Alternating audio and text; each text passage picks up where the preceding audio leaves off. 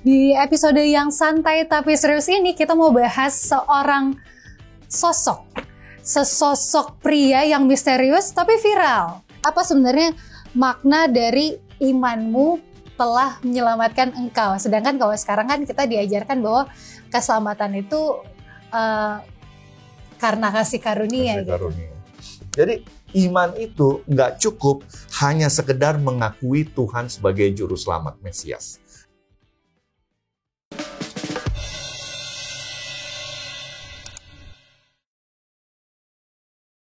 Shalom teman-teman, login lagi di Facebook What's on Your Mind.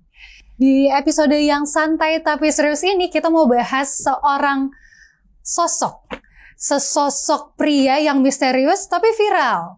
Tentunya kejadian yang viral ini sudah diteliti sama seorang pendeta yang akan membahasnya bersama kita pada hari ini. Shalom pendeta. Shalom Gemi. Kita perkenalkan dulu nih pendeta. Ya. Pendeta Henca adalah gembala dari Jemaat Salafida, betul ya pendeta? Iya, yang terletak di BSD. Iya. Pendeta bagaimana kabarnya hari ini? Baik sekali. Bagaimana kabarnya Gaby? Baik juga. Puji Tuhan ya. Puji Tuhan. Dan sekarang lagi cukup excited pendeta. Ya. Karena seperti berita-berita viral pada saat ini, kan gampang sekali ya pendeta. Hal-hal yang menakjubkan atau yang mungkin unik bagi masyarakat itu viral.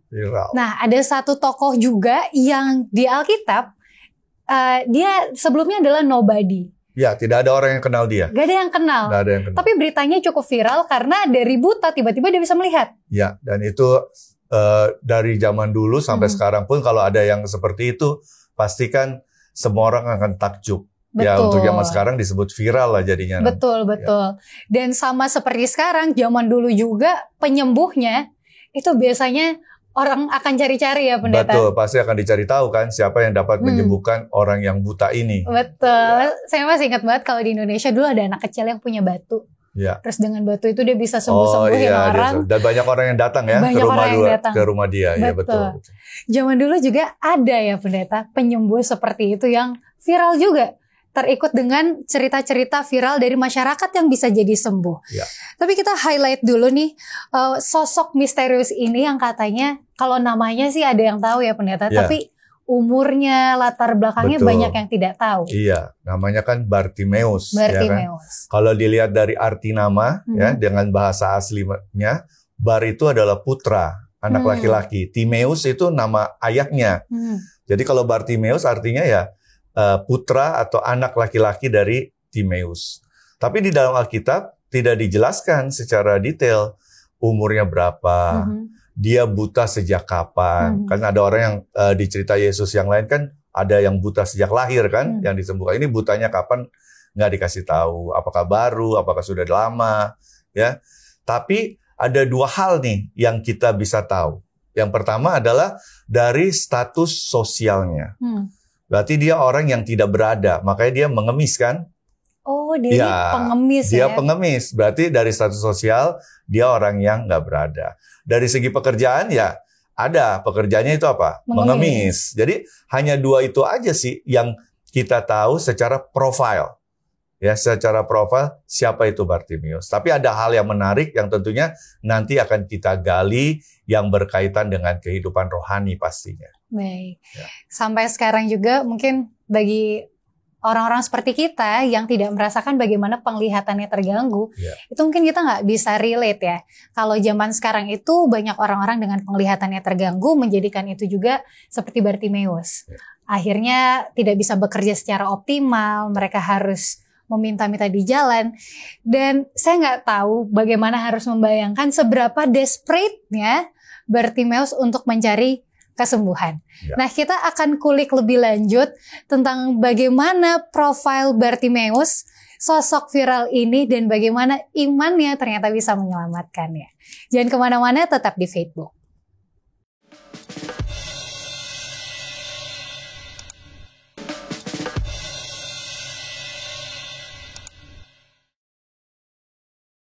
Masih log in di Facebook What's on Your Mind. Sebelum kita lanjut, teman-teman yang udah login di Facebook, jangan lupa untuk subscribe, like, comment, dan share video ini. Karena bisa jadi melalui video ini banyak orang-orang yang akan mengenal kebenaran. Oke, masih bersama dengan Pendeta Henjo. Ya. Kita sedang membicarakan sosok viral tadi, yang sebenarnya kalau di zaman sekarang di sosial media bisa jadi dia nggak punya sosial media juga.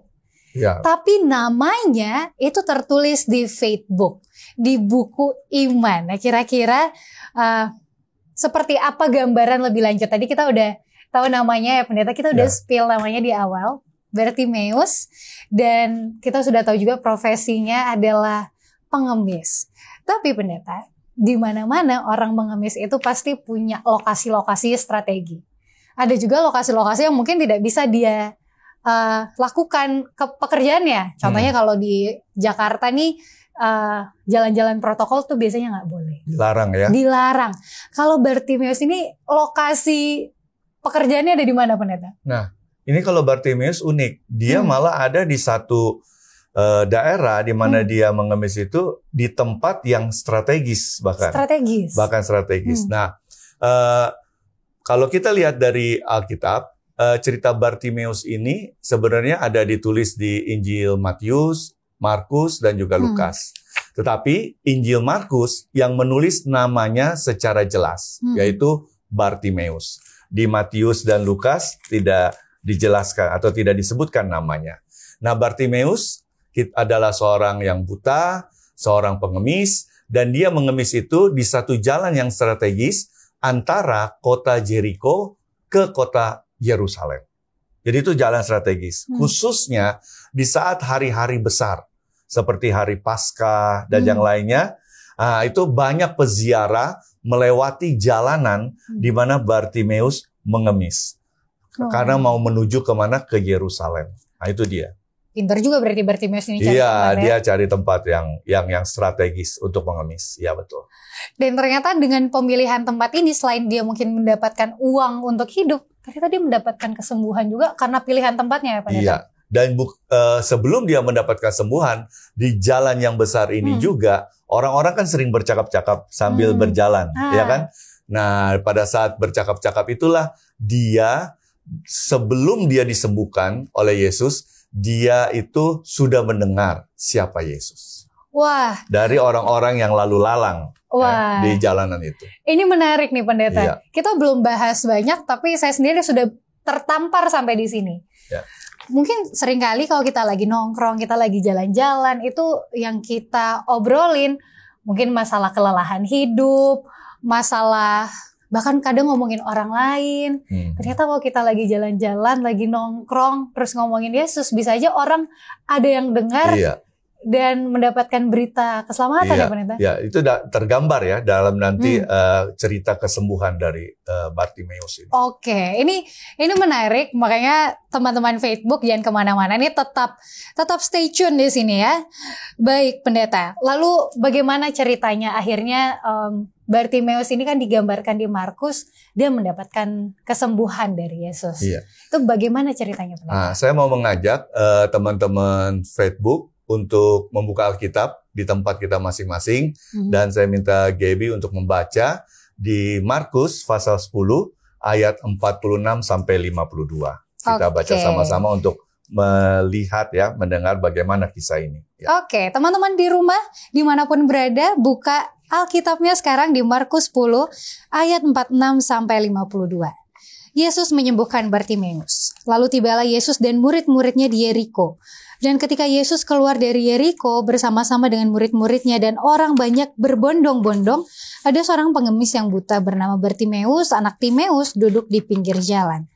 Ketika didengarnya bahwa itu adalah Yesus orang Nazaret, mulailah ia berseru, "Yesus anak Daud, kasihanilah aku." Banyak orang menegurnya supaya ia diam. Namun semakin keras ia berseru, "Anak Daud, kasihanilah aku." Lalu Yesus berhenti dan berkata, "Panggillah dia." Mereka memanggil orang buta itu dan berkata kepadanya, "Kuatkan hatimu, berdirilah, ia memanggil engkau." Lalu ia menanggalkan jubahnya, ia segera berdiri dan pergi mendapatkan Yesus. Tanya Yesus kepadanya, "Apa yang kau kehendaki supaya aku perbuat bagimu?" Jawab orang buta itu, "Rabuni, supaya aku dapat melihat." Lalu kata Yesus kepadanya, "Pergilah, imanmu telah menyelamatkan engkau." Pada saat itu juga melihatlah ia, lalu ia mengikuti Yesus dalam perjalanannya. Nah, jadi sahabat-sahabat Facebook, kita bisa lihat ya, bahwa dari cerita ini ada beberapa hal yang menjadi highlight ya, menjadi satu titik terang sampai nanti Bartimeus itu sembuh dan mengikuti Yesus ya. Tadi di awal kita sudah pelajari bahwa Bartimeus itu adalah anak Timeus, anak laki-laki Timeus. Dia buta, dia mengemis ya di satu tempat yang strategis antara kota Jericho dan kota Yerusalem. Dan kalau kita lihat dari cerita ini, seperti yang saya katakan tadi, bahwa dia bukan pada saat Yesus lewat, dia seolah-olah sudah mengenal Yesus lama, ya kan? Dari apa yang dia teriakan, ya, apa yang dia teriakan, Yesus anak Daud, dia minta kesembuhan. Berarti dia tahu bahwa Yesus itu dari keturunan Raja Daud, lalu Yesus itu menyembuhkan orang. Dari mana dia tahu itu? Sudah pasti dari orang-orang sekitar, ya, yang pada saat lewat di jalanan itu. Mereka bercakap-cakap, kan itu kan seperti yang tadi kita katakan, itu kan viral kan. Yesus itu kan viral, bukan Bartimeus aja yang viral, tapi lebih viral lagi Yesus kan, menyembuhkan di mana-mana. Jadi yang namanya viral pasti kan orang akan diobrolin, ya kan. Betul. Jadi walaupun dia buta, tapi dia tidak tuli, dia mendengar pada saat orang ngobrol tentang siapa itu Yesus, apa yang Yesus lakukan. Maka dari itu pada saat Yesus lewat di jalan itu, seolah-olah pada saat dia berteriak memanggil Yesus, bukan sesuatu yang asing. Yesus itu bukan yang asing buat dia. Saat dia katakan, Yesus, anak Daud, sembuhkan aku. Dia mengenal Yesus gitu. Walaupun dia tidak pernah lihat Yesus saat itu ya, karena dia buta. Ataupun juga dia nggak pernah bertemu langsung Yesus. Sampai Yesus lewat di jalanan di mana dia mengemis. Jadi kita lihat, seperti yang kamu katakan tadi, kalau kita mau lihat dari refleksi teologi kehidupan kita, ya bahwa pada saat kita ada dimanapun, ya kita bersaksilah tentang Yesus. Mungkin bukan kepada orang tersebut, tapi sekilas orang itu mendengar, menjadikan Yesus itu tidak asing di telinga mereka. Begitu loh. Ya kan? Sama seperti Bartimeus. Pada saat dia berteriak, itu seolah-olah nggak asing Yesus buat dia. Saat dia katakan, Yesus, anak Daud, sembuhkan aku. Itu kan kata-kata yang spesifik semua. Tidak abstrak kan, dia konkret katakan itu. Yesus, anak Daud, sembuhkan aku. Nah, apalagi coba yang mau ditanya tentang cerita ini? Ini menarik, selain tadi, step by stepnya adalah dia sudah dengar, dan kemudian apparently Yesus lewat. Yesus lewat. Yesus lewat, itu kalau dari tadi tuh saya membayangkan betapa happy-nya dia. Mungkin dia udah punya kerinduan itu dari lama ya Pendeta. Tadi udah tunggu-tunggu nih kapan Yesus mau lewat sini. Secara jalan yang dia pilih ini, mungkin kalau sekarang kayak di Medan Merdeka gitu, kapan-kapan presiden bisa lewat gitu kan. Mungkin dia udah tunggu-tunggu momen ini, kapan-kapan Yesus nih pasti lewat di sini nih. Dan saya bisa, walaupun saya nggak relate, saya bisa bayangkan betapa happy-nya. Pasti kan orang dari Yesus masih jauh udah bilang, itu Yesus mau datang, Yesus mau datang. Dan dia tidak melewatkan kesempatan ini. Iya, jadi pada saat dia mendengar, ya seperti yang kamu katakan tadi, kan rombongan kan, ini rombongan besar yang datang kan, pasti kan ya berisik lah, ada panggil nama Yesus dan sebagainya. Lalu pada saat dia dengar itu bahwa ada Yesus yang mau lewat, dia sudah exciting. Dan kalau kita baca cerita ini dengan kata yang tadi dia sebut, ya bahwa Yesus anak Daud, sembuhkan aku, berarti Bartimeus sudah siap untuk bertemu Yesus kapanpun itu. Betul. Dan pada saat waktu itu tiba, saat dia mendengar bahwa Yesus akan melewati posisi di mana dia mengemis, dia sudah siap, bukan siap pada saat itu, tapi dia sudah siap dari dulu. Kita nggak tahu. 3 bulan lalu kah dia sudah siap saat mendengarkan tentang Yesus? 1 tahun lalu kah dia sudah siap saat mendengarkan bahwa Yesus anak Daud yang apa? Menyembuhkan. Nah, ada satu hal lagi yang menarik teman-teman Facebook, bahwa pada saat dia memanggil Yesus anak Daud. Mungkin buat kita merasa itu hal yang biasa. Emang benar Yesus keturunan Raja Daud kan, jadi Yesus anak Daud. Tetapi kalau kita lihat di dalam pengetahuan rohani, ya khususnya di Perjanjian Lama, sudah dikatakan bahwa Yesus, kalau disebut Yesus anak Daud, dia adalah keturunan Daud di kitab Yesaya, di kitab Mika, ya kan? Kalau dibilang Yesus anak Daud, itu relate-nya dengan apa? Kemesiasan Yesus. Padahal pada zaman itu cukup banyak ahli Taurat dan orang Farisi tidak percaya kan Yesus Mesias. Nah, pada saat dia katakan Yesus anak Daud, artinya dia mengakui Yesus itu keturunan Raja Daud, dan pada saat bicara keturunan Raja Daud, itu berkaitan dengan apa?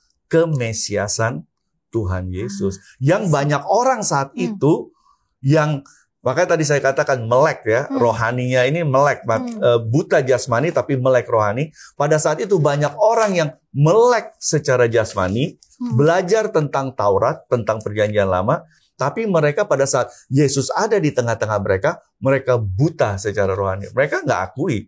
Banyak orang kan yang nggak mengakui bahwa Yesus Mesias. Tapi pengemis ini yang buta secara jasmani, Bartimeus, dia hanya mendengar cerita tentang Yesus dan dia percaya bahwa Yesus adalah apa? Anak Daud, Mesias yang sanggup menyembuhkan dia. Nah, itu dia. Jadi dari sini kita bisa lihat bahwa apa? Cerita tentang Bartimeus bukan sekedar cerita tentang kesembuhan secara fisik. Tapi ini juga bicara apa? Bicara iman yang luar biasa dari seorang yang buta jasmani tetapi melek rohani. Oke, ini kemudian menjadi menarik karena mungkin pada saat itu Yesus tuh paling terkenal karena bisa menyembuhkan kan, pendeta. Di mana Yesus pergi, mungkin dia juga waktu itu saingan sama orang-orang sakit lainnya juga untuk ketemu Yesus bisa jadi ya. Tapi dia dengan sebutan itu saya juga baru oh iya ya. Berarti dia ini harapannya tidak hanya sembuh secara jasmani, karena mungkin waktu itu orang juga mengaitkan penyakit-penyakit yang diderita itu dengan dosa juga mungkin ya, pendeta. Sehingga betul. Mungkin dia mengharapkan juga ada kelepasan dari, saya nggak tahu, mungkin dia ada rasa terikat beban dosa dan lain-lain. Iya, pada zaman dulu, terutama zaman Alkitab ya, baik Perjanjian Lama maupun Perjanjian Baru, banyak orang mengaitkan kalau orang itu sakit karena dosa dia atau dosa orang tuanya. Masih ingat kalau di Yohanes pasal 9, ada orang buta, Yesus lewat bersama murid-murid, lalu murid-murid tahu bahwa orang itu buta sejak lahir. Murid-murid tanya, dosa siapa? Dosa dia atau dosa orang tuanya? Nah, ini kan itulah yang menjadi apa? Yang selalu menjadi pemikiran buat orang-orang pada zaman dulu. Kalau zaman sekarang mungkin sudah tidak terlalu ya seperti itu. Tapi zaman dulu tuh orang sakit selalu dihubungkan dengan dosa siapa nih? Dosa dia sendiri atau dosa orang tuanya. Nah, itu yang terjadi. Nah, sama seperti Bartimeus ya, pada saat dia mengemis banyak orang lewat, orang pasti juga berpikir hal yang sama, bahwa dia berdosa seperti yang kamu katakan tadi, dia berdosa. Ya, karena apa? Karena itu dia menjadi apa? Menjadi buta. Nah, awal tadi saya sudah bilang bahwa cerita kesembuhan Bartimeus bukan sekedar ada mujizat kesembuhan dari Tuhan Yesus, tapi di sini juga bicara apa? Bicara iman. Iman dari Bartimeus pastinya ya. Oke. Baik, itu baru sepenggal pelajaran. Karena itu baru sampai di Bartimeus yang udah mendengar dan dia udah tahu Yesus mau lewat dan dia panggil. Tapi ceritanya belum selesai. Kita akan lanjutkan di segmen berikutnya. Untuk itu jangan kemana-mana, tetap di Facebook.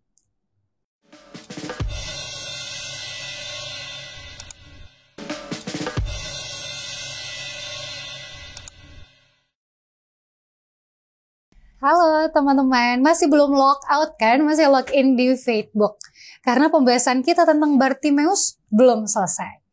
Baik, pendeta, kita lanjut nih. Tadi kita sudah mendengar bahwa Bartimeus memanggil Yesus, tapi ternyata nggak sekali ya pendeta. Dan di ayat 48 ini menarik juga sih. Banyak orang yang menegur dia supaya dia diam, tapi semakin keras ternyata ya berseru.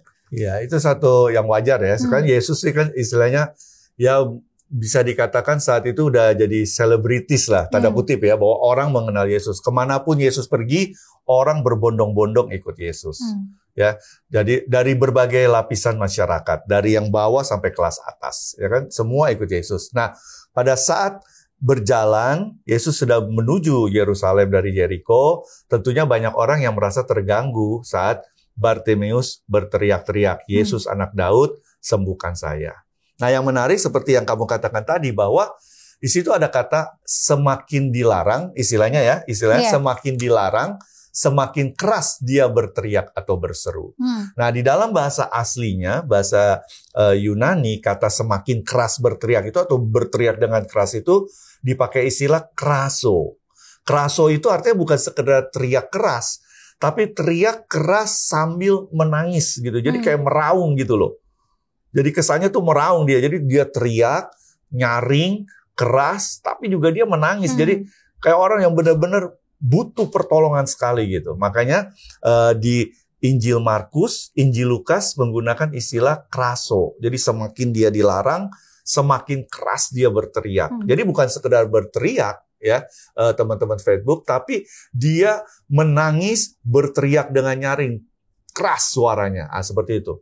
Nah, jadi di sini kalau kita lihat ada refleksi teologi kedua. Kalau tadi yang pertama adalah bahwa Bartimeus itu tahu, percaya Yesus adalah Mesias. Sedangkan banyak orang nggak percaya saat itu Yesus Mesias.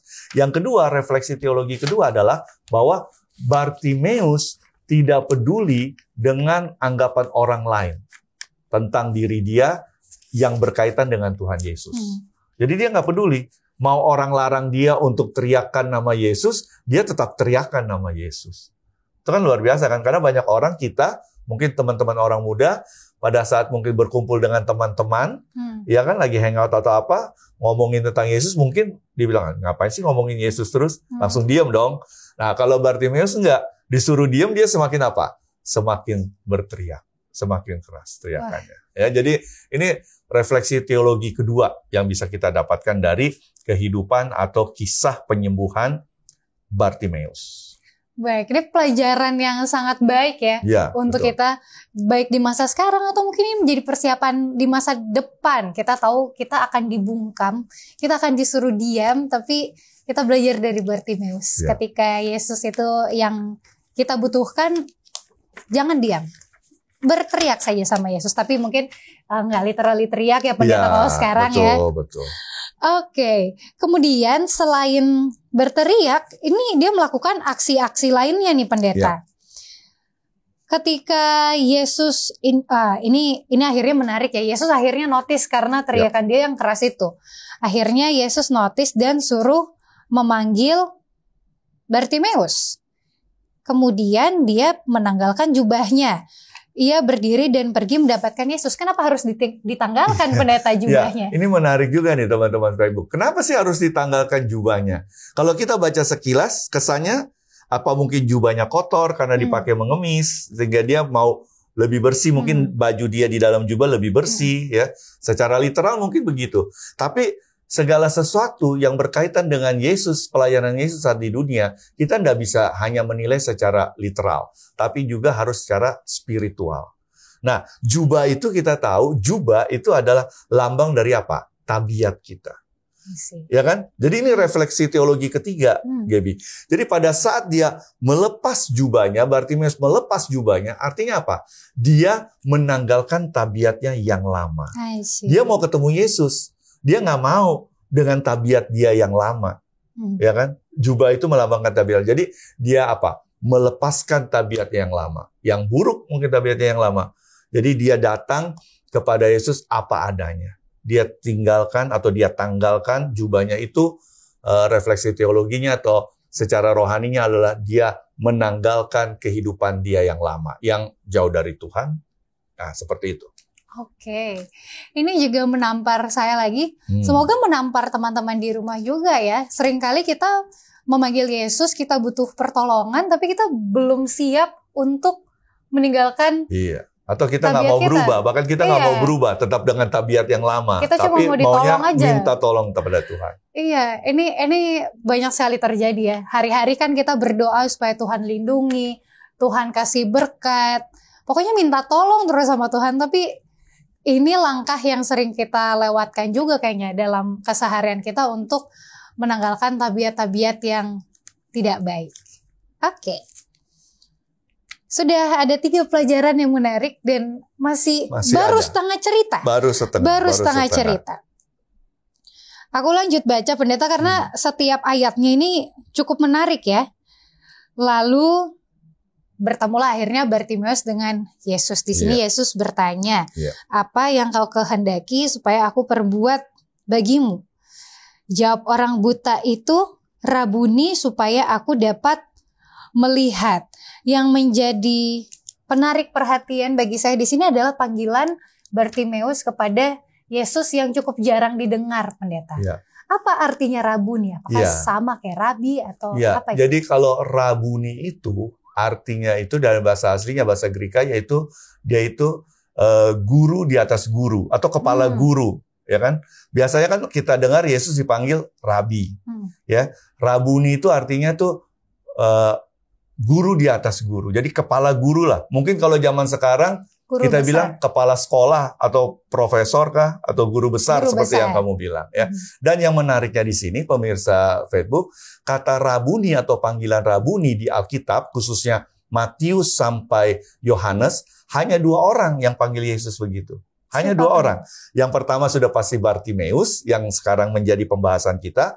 Yang kedua adalah Maria Magdalena. Dan itu hanya 1 momen. Maria Magdalena diceritakan di Injil itu kan beberapa kali bertemu dengan Tuhan Yesus. Tapi hanya 1 momen dia panggil Yesus Rabuni.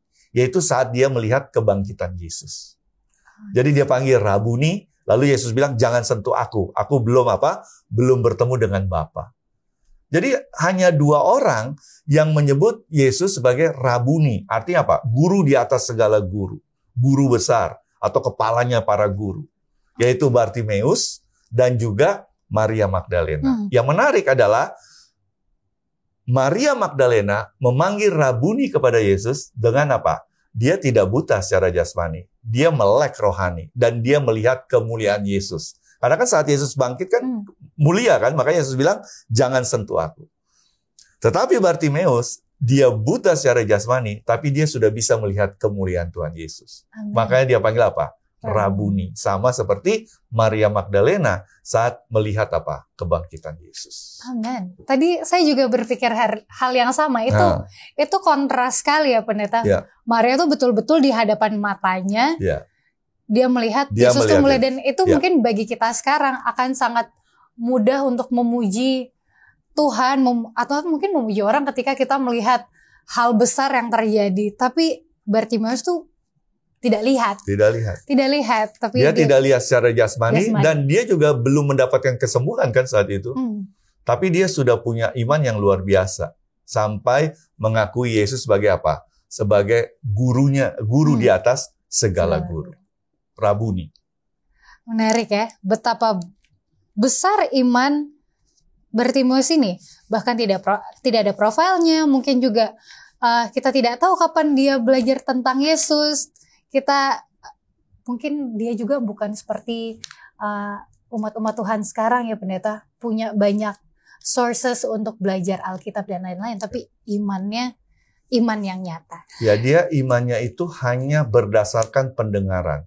Saya nggak tahu zaman Yesus sudah ada huruf Braille belum buat orang buta? Belum kan? Belum. Berarti dia kan nggak bisa baca juga perjanjian lama.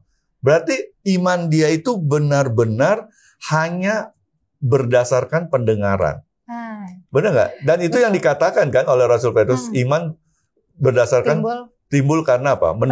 Pendengaran. Nah itu yang secara literal itu terjadi dalam kehidupan Bartimeus. Bahwa iman dia bukan karena dia belajar sendiri baca Alkitab karena dia buta, tapi iman dia tidak ada juga, saya yakin ada guru agama yang ngajarin dia secara private, tapi benar-benar iman dia hanya mendengar.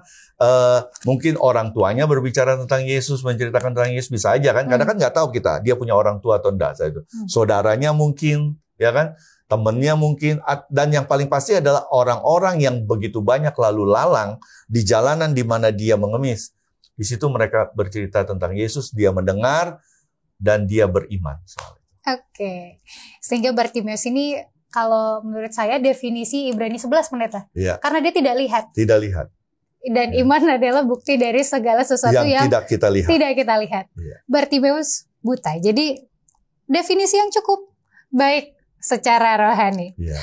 Baik pendeta, kita lanjut ceritanya. Setelah dia meminta kesembuhan untuk dapat melihat dari Yesus, lalu Yesus berkata, pergilah, imanmu telah menyelamatkan engkau. Sebenarnya kalimat-kalimat Yesus yang seperti ini, yang imanmu telah menyelamatkan engkau, itu sedikit menggelitik untuk saya pendeta.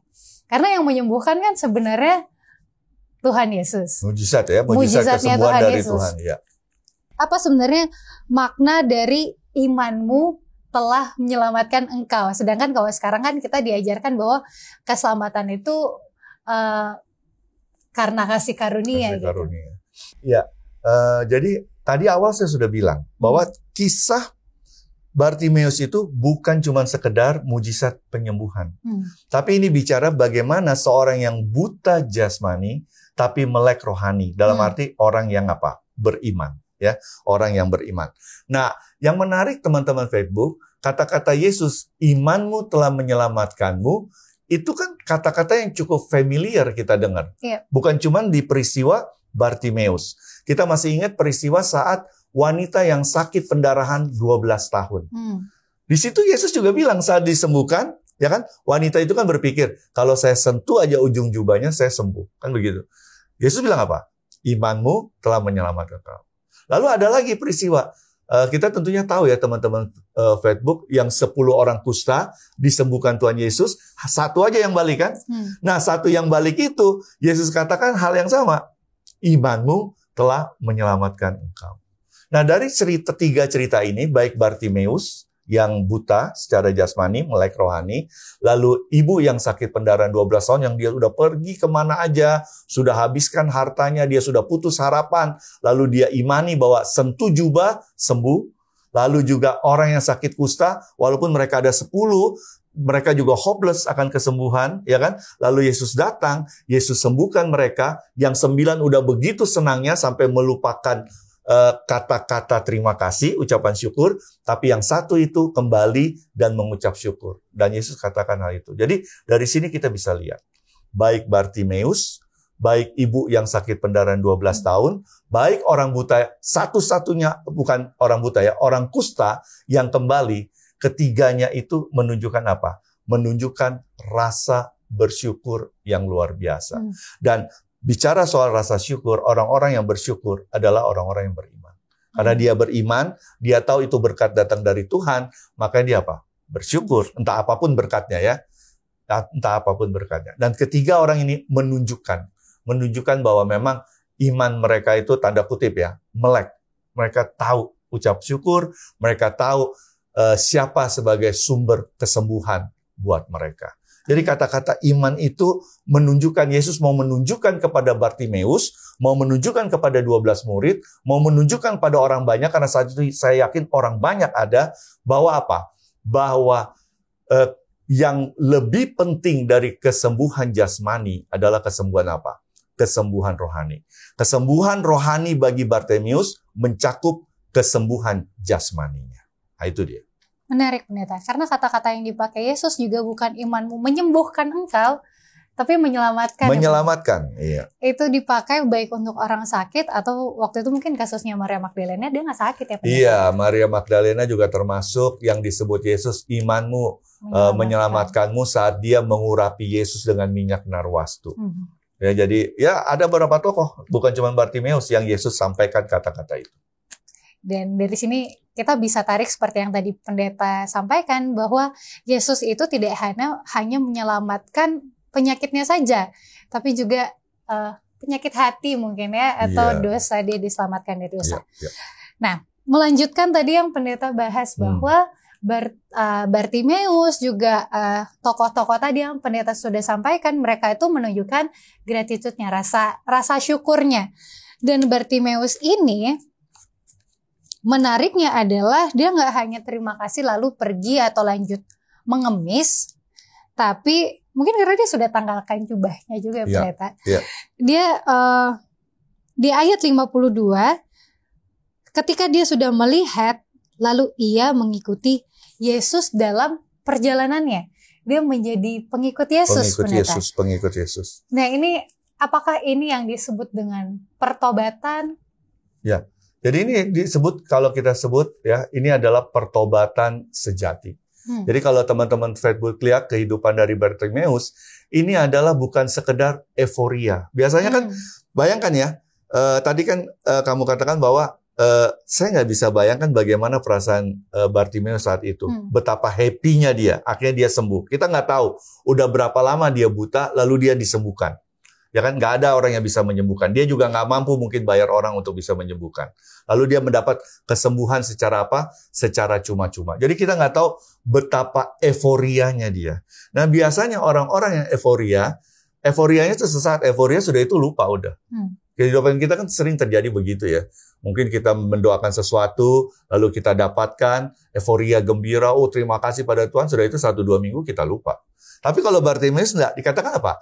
Bartimeus bukan sekedar hanya euforia, dia berbahagia, dia bersyukur Yesus sudah menyembuhkan dia, tapi dia juga apa? Mengikuti perjalanan Tuhan Yesus. Jadi iman itu enggak cukup hanya sekedar mengakui Tuhan sebagai juru selamat Mesias. Dia mengakui Yesus kan sebagai Mesias sejak awal, bahwa Yesus anak Daud, sembuhkan aku. Tapi iman bukan cuma sekedar bicara pengakuan.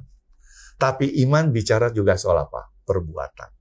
Nah mungkin kebanyakan kita saat ini terjebak di kondisi iman kita hanya sekedar apa? Pengakuan. Perbuatannya belum ada. Atau mungkin kalaupun ada, belum maksimal. Tapi Bartimeus, dia nggak sekedar euforia. Tapi dia beriman, ya kan? Dia sudah tunjukkan dengan kata-kata dia kepada Tuhan Yesus, panggilan dia kepada Tuhan Yesus, dan juga dia apa? Dia mengikuti Tuhan Yesus. Dia nggak pulang kemana-mana, tapi dia nggak pergi kemana-mana, dan dia hanya maunya apa? Mengikuti Yesus. Karena apa? Karena imannya. Nah itu dia, jadi luar biasa ya. Jadi hanya cerita Bartimeus nggak banyak, tapi kita mendapatkan cukup banyak ya pelajaran atau refleksi teologi untuk kehidupan kita. Ya pendeta, ini menurut saya yang menjadi menarik karena ini adalah iman dan pertobatan yang simple.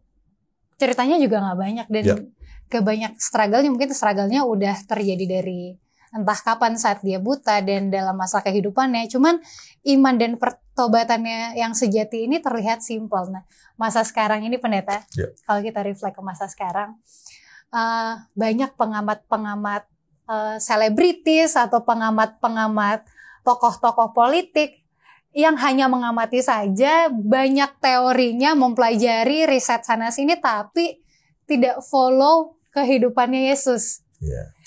Atau tidak follow kehidupan orang yang, waduh, kayaknya mereka melakukan riset tentang kehidupannya udah banyak banget gitu ya pendeta. Tapi yang saya dapatkan dari Bartimeus ini, mungkin dia bukan penyidik Alkitab yang hebat. Luar biasa, bukan ahli Taurat ya. Bukan ahli Taurat. Imannya hanya simple, tapi itulah yang menyelamatkannya. Baik, teman-teman, ini cerita yang cukup menyentuh, tapi banyak sekali pelajaran yang bisa kita ambil dari cerita Bartimeus ini. Kita akan ambil kesimpulannya, tapi tahan dulu, jangan kemana-mana, tetap di Facebook.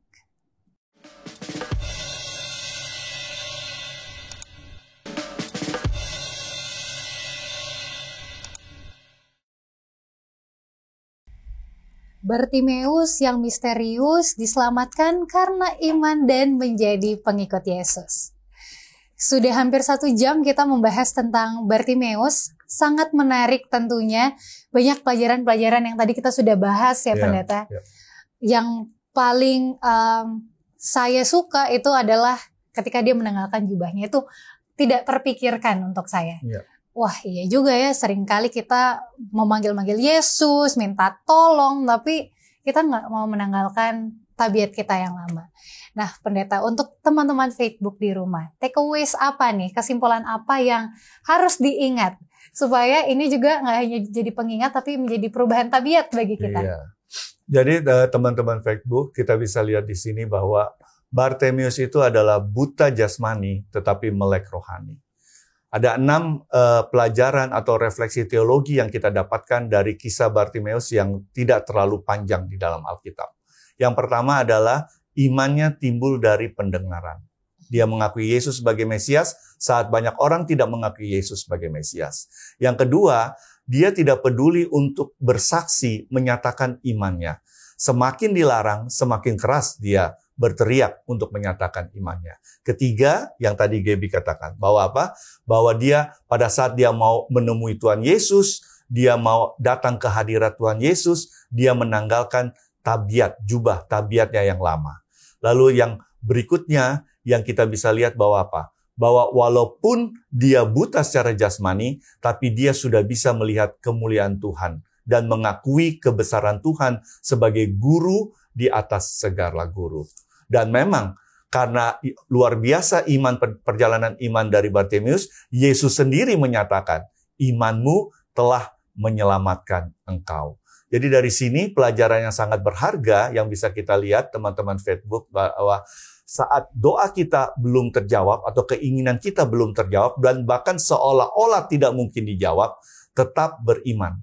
Tetap percaya bahwa satu saat nanti Yesus akan menjawabnya dan jawaban Yesus pasti lebih baik dari apa yang kita minta. Jangan kendur dalam iman kita, walaupun banyak orang mungkin membuli kita atau menyepelekan kita atau menganggap kita orang gila mungkin, tanda kutip, karena iman kita yang begitu teguh.